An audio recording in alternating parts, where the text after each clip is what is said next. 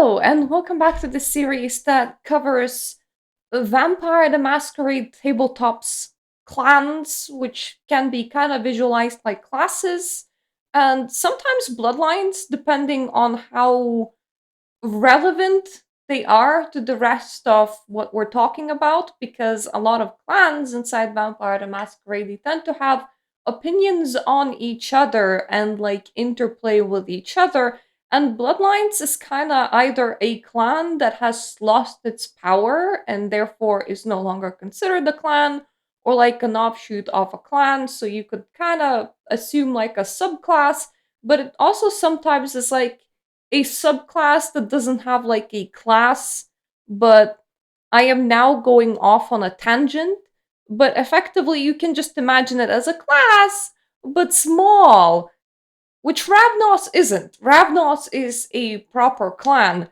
I have left covering this one because it's actually going to be kind of complicated to cover, and I will try to cover it in full the best to my ability, which will be difficult.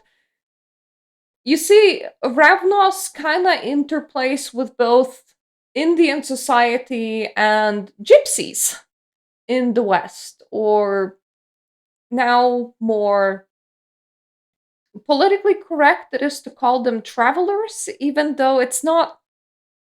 It's kind of odd to be mushing all of them under the label of travelers, considering that Irish travelers are their own thing that are unrelated to, let's call it, Romani travelers that won't always be Roman. It's a complicated subject, and it gets in on trying to classify a group of people that have been historically been looked down upon and still do in countries that they reside in, that in general can be classed for being nomadic, and that will have different culture and traditions to the country that they're living and traveling in. But this is now Mirta trying to explain to you what, let's try and be politically correct, Romani travelers are, or travelers in general. And the word traveler doesn't quite necessarily cover it. We're talking about very specific groups of people, and Ravnos is part of it. Because, yay! Vampire the Masquerade lore wanting to touch upon politically sensitive real world issues. What can't be better? That's kind of why they have been rewritten several times after being written, because there were some concerns after this clan has been written, and it's just, I think it's natural when you're trying to touch upon real world subjects, and more importantly real world subjects that people will feel strongly about, that impact other people, that you need to thread carefully, because you may just represent other people badly and impact their lives, despite the fact that what you're writing is fiction, which is once again kind of why it makes this one a complicated clan.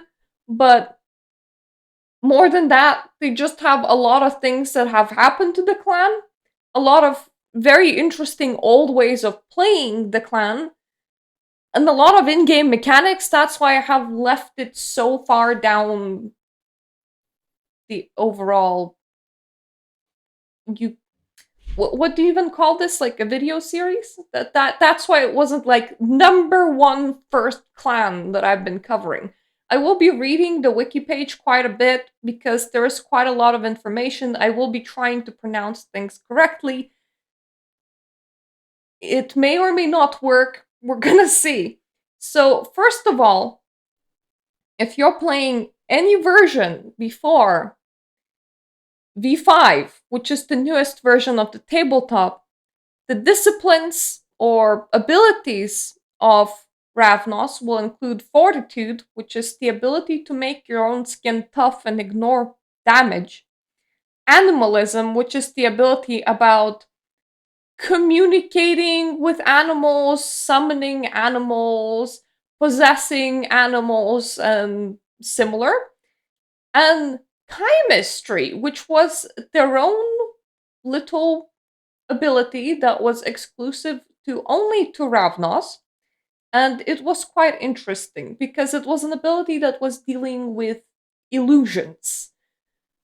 If you're familiar with Guild Wars 2 Mesmers, except that these illusions, on very, very, very high levels of chemistry, the kind of levels that are inaccessible to players because they're only accessible to vampires that have existed for thousands of years and have very strong blood, have been embraced by like the original vampire, so on and so forth. These illusions, they can be made real on very high levels of chemistry, but even on lower levels of chemistry, they will feel real to a point where even the creator of the illusion kind of tricks themselves into believing that their illusion actually is there. And because it is still an illusion, it is still not real life, what you have is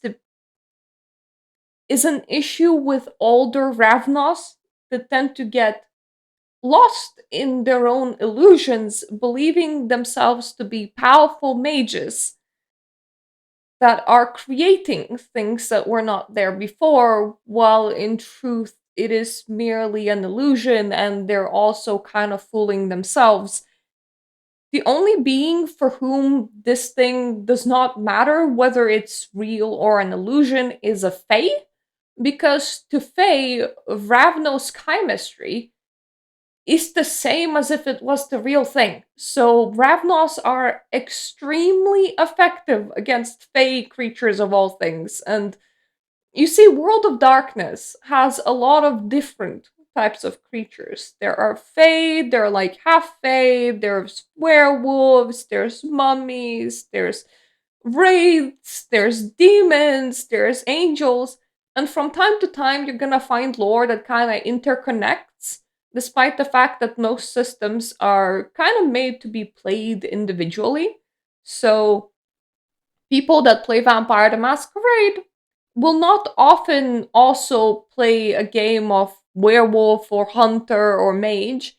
They will most often know things about Vampire the Masquerade and will stick to Vampire the Masquerade. But sometimes Vampire the Masquerade lore is gonna cross over into the lore of other creatures because it is in the end a world of darkness. It doesn't start and end with vampires. It's like a full-on world with like a large amount of lore and different creatures viewing the world in a different way. So chemistry in the end was kind of a fun little way of making things illusions that weren't there before but can feel real. And on higher levels of it, it also has abilities like horrid reality, places the mind of the victim in an illusionary world of the vampire's creation. On even like higher levels, it can also do things like sensory deprivation, which is making a victim unable to use any of their senses, locking them out of the world. It's a fairly scary thing and it's a fairly powerful thing. However, However, if you're playing V5, which is the newest version of the game, you just don't have access to that because the developers have decided that the system should be simplified. So instead, you get obfuscate, which is invisibility, presence, which is the look at me, I am so awesome ability. It is literally like making yourself beam in order to catch sort of attention of like other people. The whole beaming thing, it can go in like different ways and influence people in different ways. But for example, level 3 of presence, which I'm describing as look at me abilities, the kindred makes someone obsessively want to please them. Or level 4 is summon, the kindred compels someone to come to them immediately. It doesn't like matter how far away they are. It is the influence of you. You're mesmerized by this person. You can't take your eyes off them. That is what presence does. And they still have animalism. Now, you can technically interplay all of these abilities to sorta have the Ravnos of old, but honestly, chemistry was such a cool thing that losing it is like a big blow to the originality and the fun of the clan in general. So it is quite a shame that the newest version of Vampire the Masquerade has ruined things as much as it has. It has really made some of the clans a lot less fun or playable or unique. And they gave them other things, but the things that they took away, they were kind of big things. I'm gonna read to you the history of Ravnos because it's a lot, and also because it deals with words that I can't pronounce. And I might do better by trying to read them rather than trying to mesmerize them. Mesmerize? Memorize. But no promises at the moment, honestly. So, we're not going to be reading all of it, but we're going to be reading the important bits. Early history. Nodists say that in Enoch, Irad embraced a thief named Drakian to spy on the third generation. Drakian immediately betrayed his sire to the other antediluvians, leading to the end of the second generation. Mind you, vampire history, vampires will not agree on it, and that's perfectly fine. So this is not what Ravnos thinks, is how Ravnos begun, and any of the version of events have about equal amount of being correct. So first of all, let's investigate the words that have been used in those last two sentences that you might not understand. Nodism is kind of a thing that deals with, let's say, vampiric history from a very Christian point of view. And the word itself would kind of point to the Book of Nod. It is, you can be a secular Nodist, but also you can be a religious Nodist. And Nodists that are under the faction of Sabbat, that are religious Nodists, may be a lot more aggressive and maybe living to completely different rules, let's say, and to completely different morality than Nodists that are simply trying to study and preserve the history of vampires. But once again, this is a history of vampires that's very much taking Christianity as true, that vampires kind of began from Cain, which was like the original vampire, and how true or not true that is a bit, it's a bit iffy, because technically the whole world is based on Christian mythos, but at the same time, it doesn't necessarily mean that these are completely correct, especially when you take into account that some clans will have their own history that will be told and will be a lot different than just your base of run myth presented. Next word that you might not understand is Enoch, which is just the first city where people and vampires lived.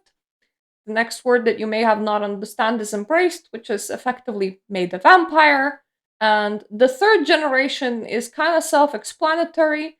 It's meant to be like the third generation up. So if Cain is the first, the people that he embraced is the second, and then the people that those people embraced is the third. That's how it goes.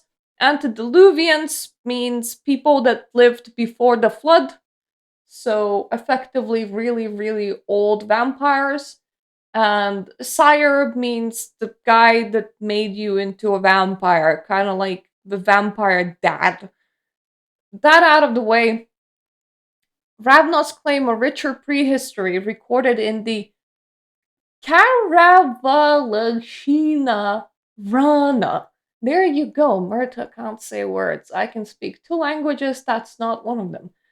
The Wounds of the Knight's Sword. This epic poem details how angelic beings, probably Quajin, betrayed their original purpose and became blood drinking demons. To balance them out, the gods brought back to life a man who had been wronged by those Asura Zaya more than any other. This creature named Zapathasura was charged by the gods to exterminate their Asura Zaya and restore balance to the world. Kuijin are kind of like the Eastern vampires, but not quite, because it's like people that come back to life and they are undead, and for the longest time, they need to feed off matter and they are damaged by the sun, but there's also a lot of differences, such as people that return as Kuei-jin don't quite know as to why. It is up to them to figure out as to why. Secondly, is it's not always their own body that they will return to. It is fairly common to return to a random body that is then undead, and they start off by eating full on like people, so full on cannibalism. Then it subsides over the time and they can just subsist off blood.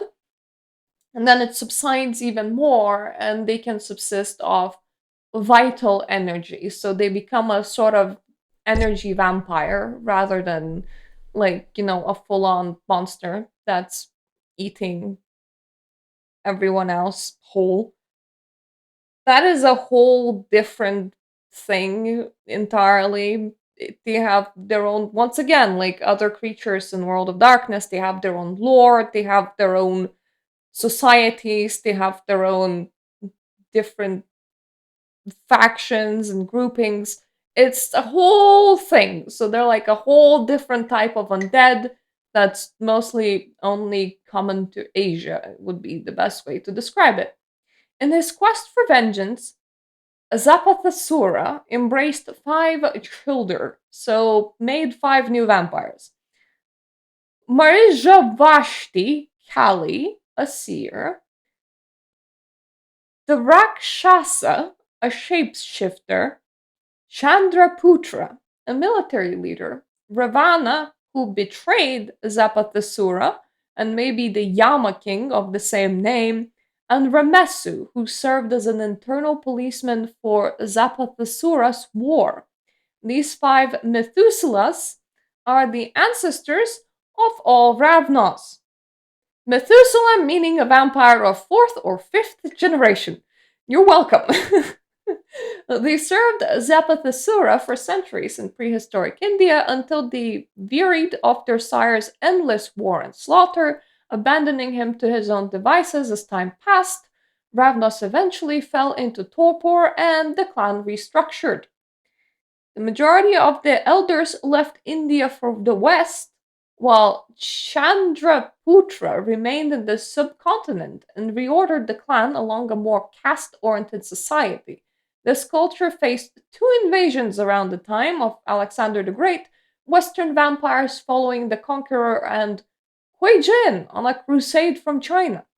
At this time, Ravnos society diverged. The Ravnos heading towards the west began to deviate from the philosophy of Zapathasura, eventually creating what would be known as the Western Path of Paradox.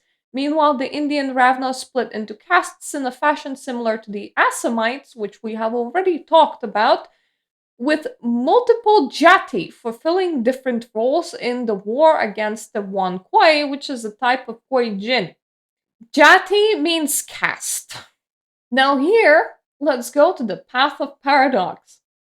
It is very, very different depending on if you're playing an Indian Ravnos or whether you're playing a West Ravnos. Normally, when you play a vampire, what you actually play is a vampire based on humanity. It is a very, very simple system where if you do things that are too inhuman, you feel bad and you lose your humanity over time. And if you flatline on humanity, you lose yourself to your inner beast and your character is no longer controllable because you're just your primal instincts and nothing else, man. There is no more character in there. So while you can fall down to a certain level of cruelty and just hang around there, like you can be playing a vampire that's a 4 humanity out of 10, which would play and care a lot less than a vampire that's, let's say, of like a 9 humanity, where you might even be concerned about such things as people's feelings. You might not even be that concerned about people's lives at humanity 4, but if you completely tank humanity, you can no longer play your character. So there is that consideration. It is a gameplay mechanic. This would prevent particularly cruel vampires from existing. Therefore, there is a different system, which is the system of paths.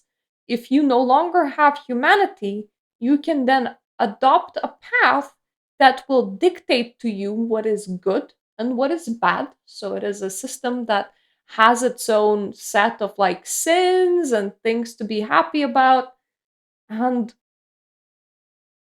this path then functions as your humanity. Tank the path completely, once again, you lose your character to their primal instincts, but play your path well, and you can end up with a very alien vampire that plays entirely different from someone that is very human, but at the same time, their morality still has like a system that makes sense, and certain things are a sin for them that might not be a sin for you, and certain things are allowed for them that might not be allowed for you because they're still like set in a box that they function in. They still have things to feel good or bad about. It's just that they're entirely different than what you would expect from a regular vampire following humanity. I find that if I read the sins for paths of paradox, the eastern and the western side, I can show to you how different they are without describing the rest of the path. So if you're following the path of paradox on the eastern side, the important thing to understand about the path of paradox is that kindred, which is vampires, are locked perpetually outside the illusionary cycle of the universe, Maya, whereas most beings are reincarnated through samsara or continual entanglement in the cycle of rebirth. Kindred, which is vampires, have eluded that cycle. Every individual has his own purpose, or swadharma, although vampires excluded from the cycle have lost theirs. In place of the original swadharma, each kindred must now try to advance Maya, hopefully understanding it in process and finally penetrating the great illusions that shroud the ultimate truth from their eyes in order to find and understand the new swadharma of their current form. An usual mean to descend is accepting two contradicting things as true and find meaning in the paradox of it. And just a short overview of ethics. People that follow the Eastern path of paradox only make new vampires when it is absolutely necessary. They are okay with destroying other vampires because they serve no purpose. They interpret the swadharma of others and aid them in the fulfillment of it. They try to erase their karmic debt, dispel Maya's illusions, and return to the samsara. They can use deception to achieve these ends. It is not a sin.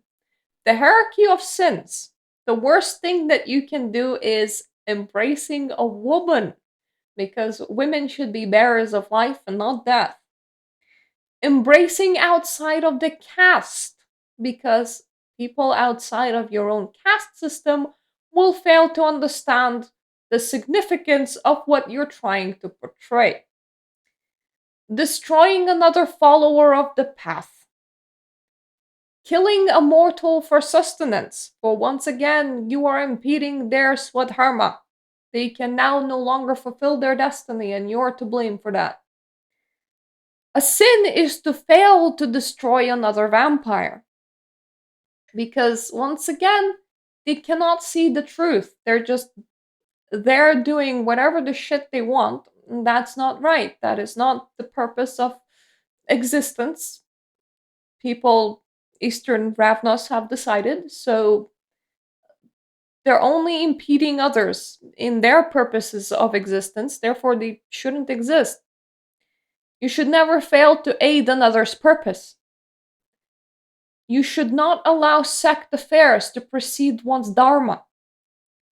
You can never become bloodbound. And bloodbond is vampires can influence other vampires or humans through giving them their blood. And after the first time that you drink it, you just kind of like the other person. Like, it's like having a crush on somebody. After the second time that you drink it, you do really want to do what's best for them and you want to obey what they tell you to do. And it becomes kind of hard to resist that. And after 3 times of drinking it, you are blood-bound, which means that you're just madly in love with them. They are the most awesome thing in existence. You don't ever want to go against them. And lastly, this is a fairly minor sin because sins are ranked, and embracing a woman is a major sin. Like, you're immediately losing your path points. A minor sin is embracing needlessly or out of personal desire. So, kind of no thing, but it's not the worst. Just, no. There is a modern version of this path, which is called samsara, which is sort of in between the very old Eastern path and the very different Western path. And their ranking of sins is as follows. Number 10, which is the worst sin that you can commit, is embracing a mother. It's no longer a woman, it is a mother, because a mother has given life and should tend to life. She should not be made a servant of death. Number 9 is respecting deception but seeking the truth. You should not have respect for deceit. Number 8, or we're ranking down, so the lower we go, the less of a sin this is, but killing a mortal of any kind. Number 7 is failing to destroy a failed vampire, which is now a bit different than just failing to destroy a vampire. Like, some vampires are better than others, so it depends on what you decide as a failed vampire, but a vampire that doesn't quite live up to your standards, you should destroy them, effectively. Number 6 is returning to your mortal life or pretending to be mortal. You're no longer alive, and you should just drop those notions, and it is a lot of what paths in the West for like Western factions are like, so this is kind of in between. Carrying a karmic debt. You should never owe someone on a spiritual level. It impacts your fulfillment of your true purpose. Failing to follow your true purpose. No. It's bad.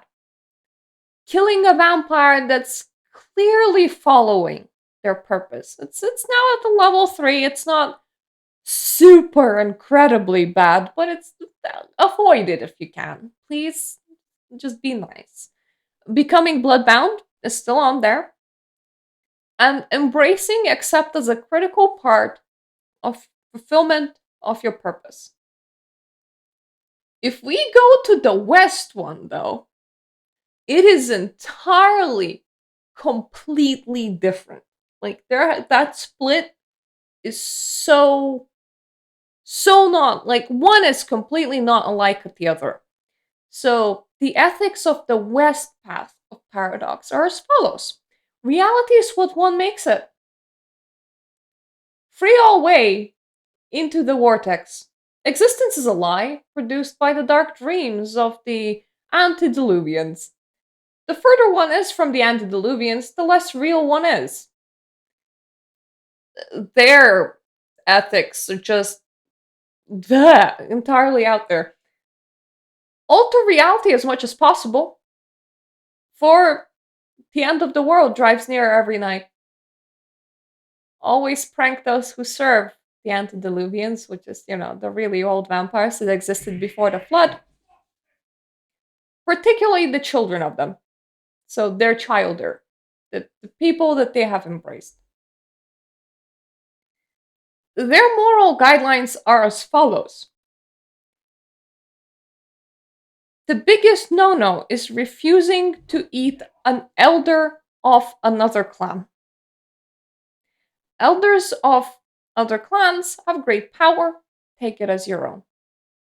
Refusing to lead a locked being into the light or into destruction. So they will either see the world the way that you see it, or you're just gonna be like, well, time to stake ya, and time off with your head, probably. Showing any concerns for mortals. You're not alive anymore. You shouldn't care about them. Failing to gratify your desire. All desires should be chased and gratified. Failing to trick others when the opportunity arises. Being caught altering another's reality via select redistribution of possessions, aka being caught stealing.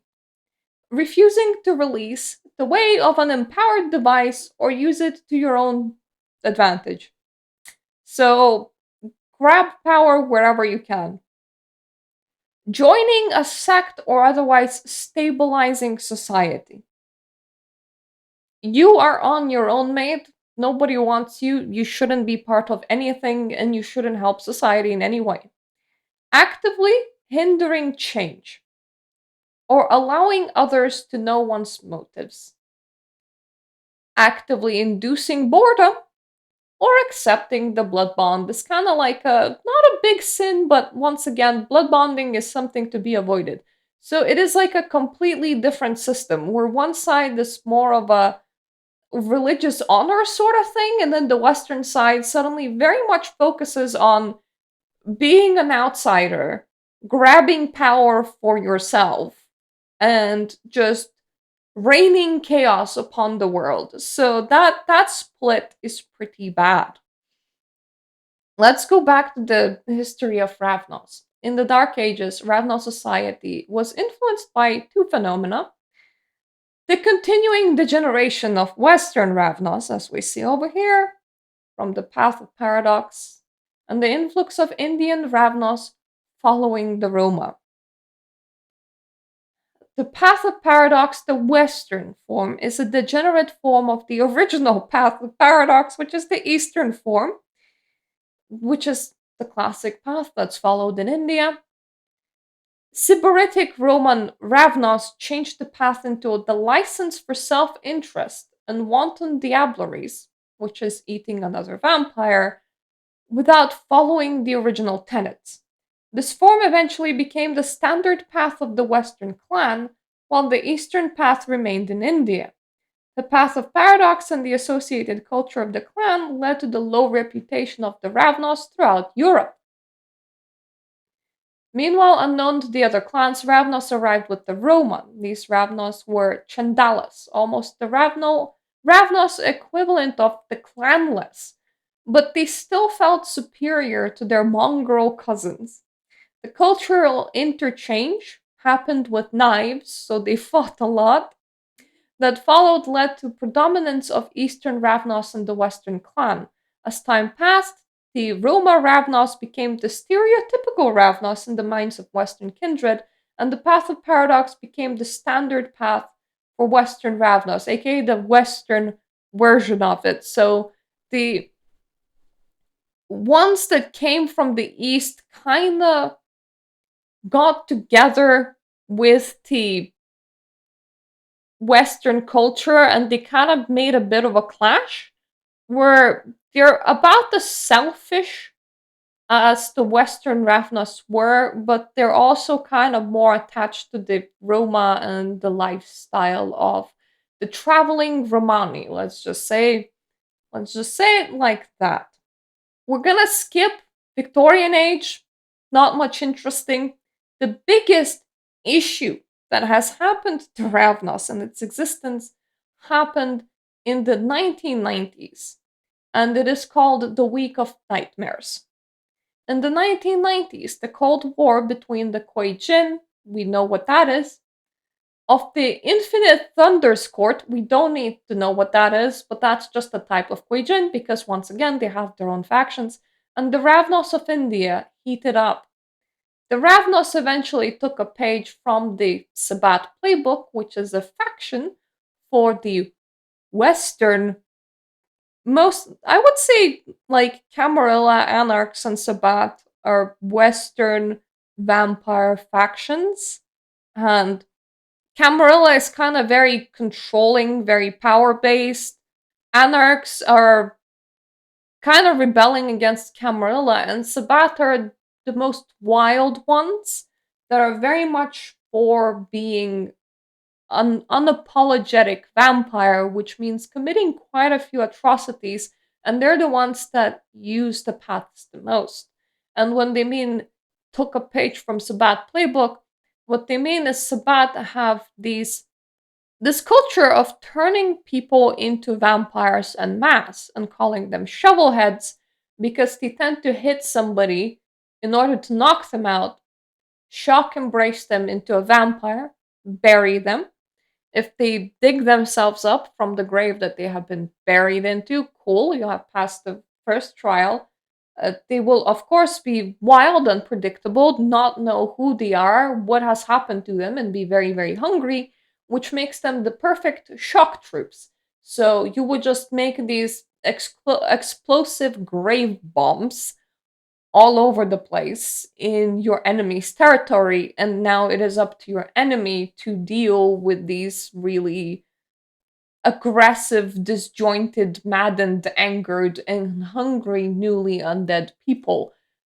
The Sabbat don't really expect shovelheads to ever survive. If they do, they tend to join the Sabbat because they are of the Sabbat faction, but they tend to be like seen like the completely lowest, just run of the barrel. So like the absolute bottom of the bottom. Like they will be there. Nobody will care for them. They will be sent on the hardest missions possible. That is their life now. So Ravnos started mass embracing candidates, sending armies of very young, very new vampires to be slaughtered by one Hui, which is to just, you're just going quantity over quality at that point and just hoping to overwhelm your enemy. The psychic backlash from all of these nets reverberated up the lineages of Ravnos, eventually waking up the Methuselahs, which is like fourth and fifth generation, who joined the fight, only to result in the eventual awakening of Zapathasura himself in 1999. Zapathasura woke up and broke his fast on his own clan, so he started to eat his own people. And whenever one of the third generations wakes up, it tends to be a pretty big deal because they tend to be incredibly, like, insanely strong. And they will often attack anything around them because they're very, very, very hungry. So it is like unleashing a wave of mass destruction, and nobody, not even their own clan, wants to deal with that wave of mass destruction because it's also destructive to them. He then, after eating quite a portion of his own clan, proceeded to attack everything in sight, including most of the Bangladesh. His exact motivations were never clear because by the time the dust settled, three bodhisattvas, which is a type of Kuei-jin, several packs of Garu, which are werewolves, uncounted amounts of mortals, and an awful lot of technomancy ammunition, which is the mages that use technology to justify their magic effectively, had barely been able to stop him. With his dying curse, Zapathasaurus set off a psychic bomb within his own clan, resulting in the Ravnos devouring each other in cannibalistic frenzy. Most outsiders were aware only that the Ravnos spontaneously developed incredible powers of chemistry for about a week, then proceeded to attack and devour each other. By the time the week of nightmares has ended, there were perhaps 100 Ravnos still alive, and none of them was of significant generation or power. With their ranks significantly depleted and weakened, the surviving Ravnos of India sought shelter by other Indian kindred in order to avoid what would have otherwise been the finishing blow from their enemies. The Ravnos of the early 21st century are an endangered species trying to outpace their own ultimate doom.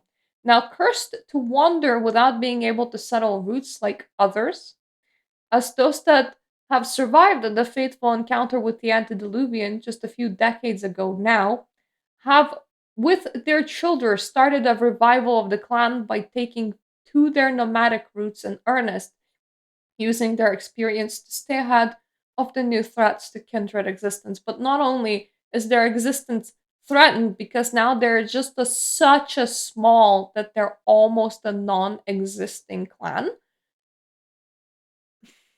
but also they have a weakness that was given to them in the version 5, which is quite a significant weakness, and you are gonna see it soon when we're gonna talk about clan weaknesses, which we are gonna do right now because I am skipping directly to that portion. This kind of tragic history should kind of give you an idea as to how Ravnos embody a fairly structured religious society in India with a clan that had a purpose and that was to be feared. Were seen as unruly travelers, let's call it like that, in the West, that are supposed to be feared and mistrusted. And then they had this very awful thing happen to their whole clan that they're still reeling from. So every vampire has a weakness. In the classic versions of the game, which is before the 20th anniversary edition, which is the newest edition that came before V5, the classic weakness that plagued Ravnos was the Ravnos clan are all criminals. Each Ravnos has a specific vice ranging from plagiarism to mass murder. When the opportunity to indulge that vice is present, Ravnos must succeed in a self control check to avoid indulging in it. It was really playing into a bad stereotype of the travelers, which we can argue every all day long about the kind of things that people on the edge of society do and not do and what's in their culture and what isn't. That's not going to be very helpful, but let's just say that putting something like that in your book is not the best.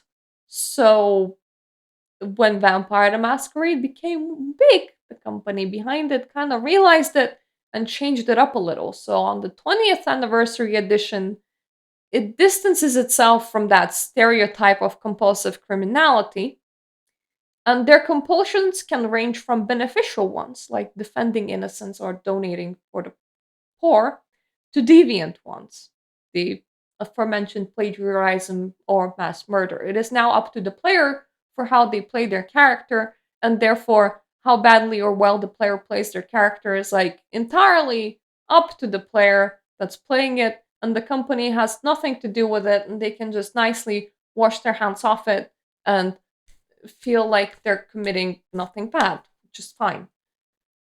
The 5th edition changes their weakness, their bane, to doomed. Ravnos' bane is that the sun's fire that incinerated their founder ranges through the blood of the clan, erupting from their very flesh if they ever settle down for too long. That is so scary, just being a ticking time bomb. If they slumber in the same place more than once in 7 nights, roll a number of dice equal to their bane severity. Your how much your weakness affects you is now like between 1 and 5, and there's things that reduce how severely it affects you and things that increase how severely it affects you. So it can just be, you can be less affected or you can be more affected, but you will always be affected. They receive aggravated damage equal to the number of tense critical results rolled as they are scorched from within. This happens every time they spend a day in a location that they already slumbered less than a week before. What constitutes a location in this regard depends on the scope of the chronicle, but unless otherwise stated, two resting places need to be at least a mile apart to avoid triggering the bane. Furthermore, a mobile haven, so a mobile place of rest, such as a mover's truck, is safe as long as the place where the truck is parked is at least a mile from the last location, kind of pushing the Ravnos more into the traveler type and connecting them deeper to their traveler roots in the West. I don't know how bad or good that is.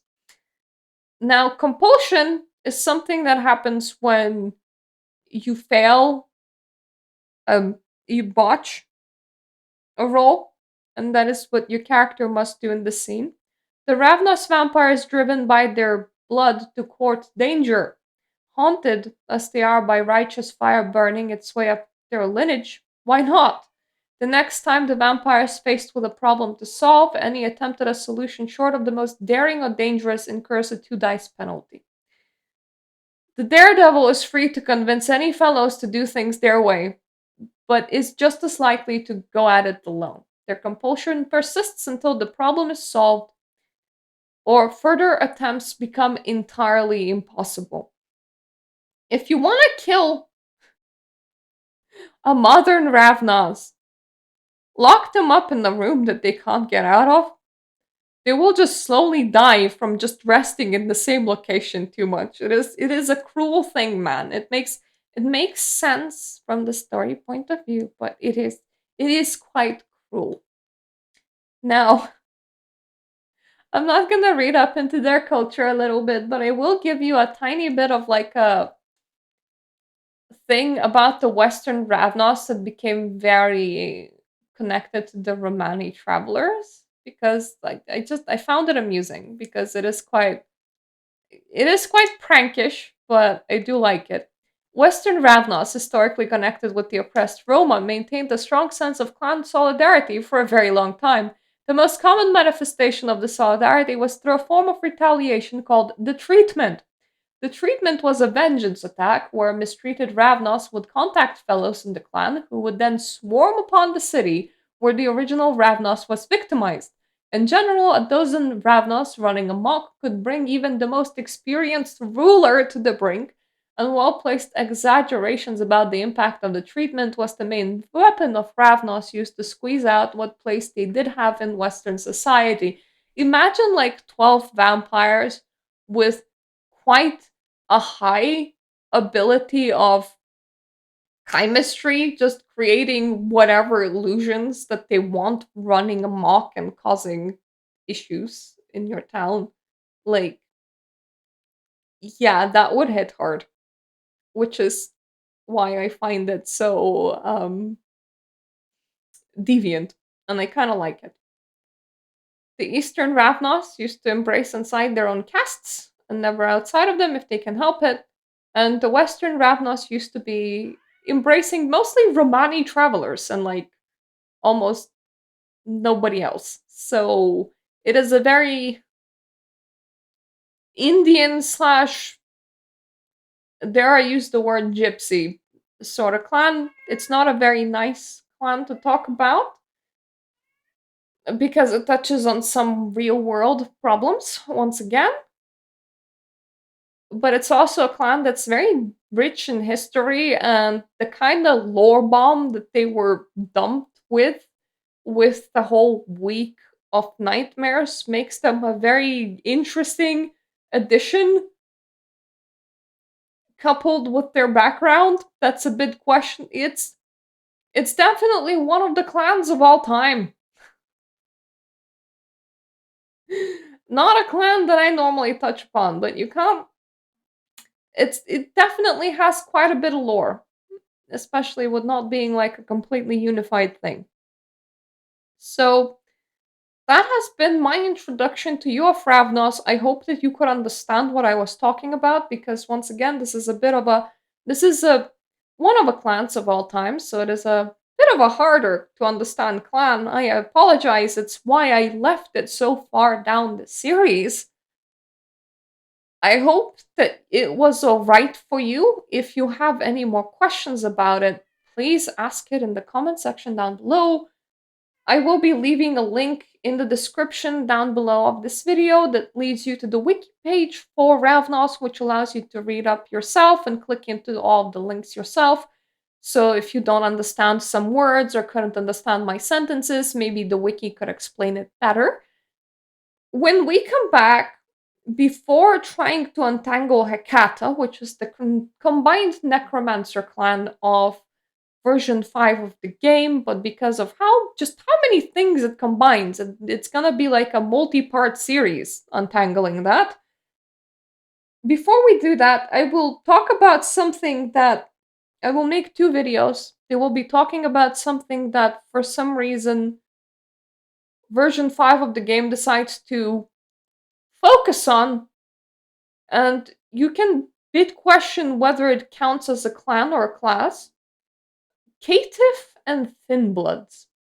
Caitiff are quite literally clanless, which is your vampire Build-A-Bear of I didn't want to be any of these, so let me just choose whatever disciplines I want in exchange of you have kind of no power status and everybody will abuse you because you are the failed vampires.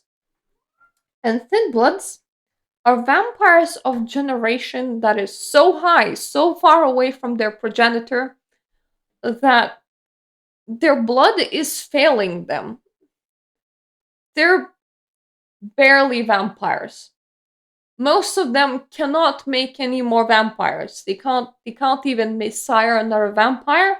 And if you're really, really high, you might even be able to conceive a child the normal way, which kind of produces a bit of a um let's call it a dampier. I don't know if that's what the games call it, but effectively a mortal that still has some access to vampire abilities, especially in the night. And because it is a growing child that's now wielding a little bit of vampire abilities, they become a problem quite fast. And if they ever happen at all, and it is incredibly rare that they happen, vampires of the city will be trying to kill them as fast as possible. It's a taboo baby. It's a no baby. Do not make those. No.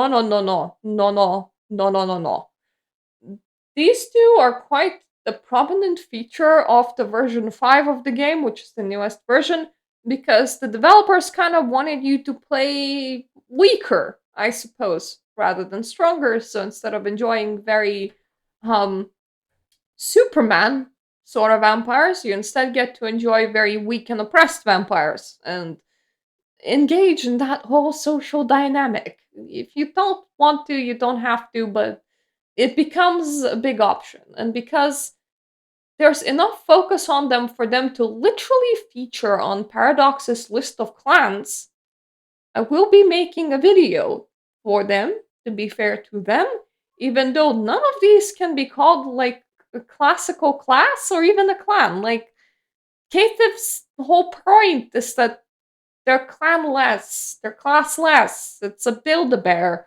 And Thinbloods are their blood's too weak to express the clan features. That's why they're grouped into their own little group. That's not very nice. Like they're the extra weak vampires. And normally in vampire mythos, when you start seeing thin bloods, it means that the end of the world is nigh. So they're also quite hated by everybody and everything. But Paradox made them a major feature in the game. So we're gonna talk about those two. Am I just dragging this on so that I don't have to talk about Hecata for a bit longer? Why, yes, I am. As you can see, this video is super long now. Ravnos was hard to talk about. I don't want to be untangling necromancers for as long as I can. I hope that I can see you in my other videos. If you're still here, thank you so much for watching. If you like my content, please subscribe. I talk about Vampire the Masquerade every week on Fridays at the moment. The other days are I have videos on Mondays and Wednesdays, and I normally either talk about video games or spirituality because I'm weird like that. And sometimes I will even be playing a game and uploading streams of me playing games, especially old games over here. So that's what's happening with my channel. And also thank you so much for my Patreon supporters that allow me to make such big, long, rambly videos. I hope you enjoyed this one and I'm gonna see you in my other ones. Bye, B.